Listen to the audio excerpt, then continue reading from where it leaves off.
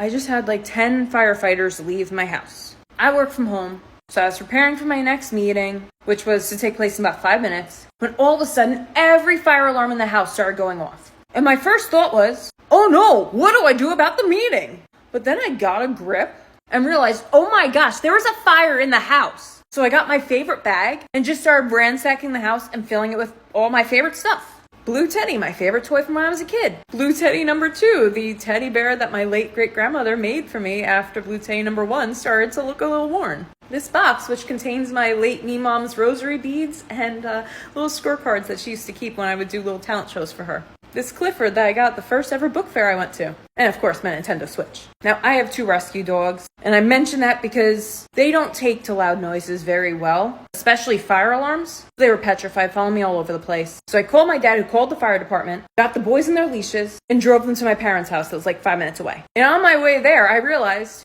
oh shit, I'm not wearing pants. Like, I work from home. So my main priority goes from save the house to put on pants before the firefighters get to the house. But unfortunately, the Morganville Fire Department is amazing, and they got to my house before I did. Which, like I said, it's a 5-minute drive from my parents' house. So they were incredibly fast. They're amazing. So I get here, and at first, it's just one firefighter. I think he might have been the chief. He seemed like he was very much in charge. He was so knowledgeable, and he was walking the perimeter of the house to see if he could find any source of anything. And I see him. My little lady boxers here, my short shorts, and this man could have been my grandfather. And I'm just so embarrassed. I let him into the house. And my parents own a small business on Main Street, about 20 minutes away. And so my father closed his emergency just so he could be here, but he's 20 minutes away. So I'm on the phone with him like, Dad, please get here so I could put on some pants. We have 10 firefighters here. This is so bad. And the firefighters couldn't have been any more professional and nice.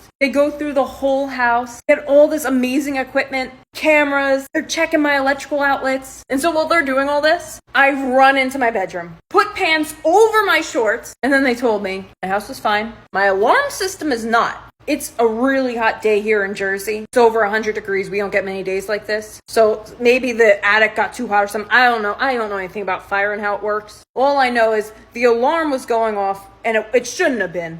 So I ordered a new alarm system that will be here soon. And thank gosh, the house is fine. But you know, you always wonder how you're going to act in emergency situations. And I really learned where my priorities are today. Because after the firefighters left, and I showed my dad my bag of prized possessions that I had to save, he was like, you didn't pack any money in there? You don't have any important documents, no jewelry, nothing? And I literally didn't think of any of those. Like, literally none of those things crossed my mind when this happened. You know how you kind of go into fight or flight mode and your whole brain processing system just kind of turns off? Well, that's what happened, and all I could think was to save these guys, and these guys, and to put on some dang pants! So I guess the moral of the story here is, emergency situations definitely can be a good reminder of where your priorities are. If you work from home, you might want to keep a pair of pants close to you just in case of emergencies.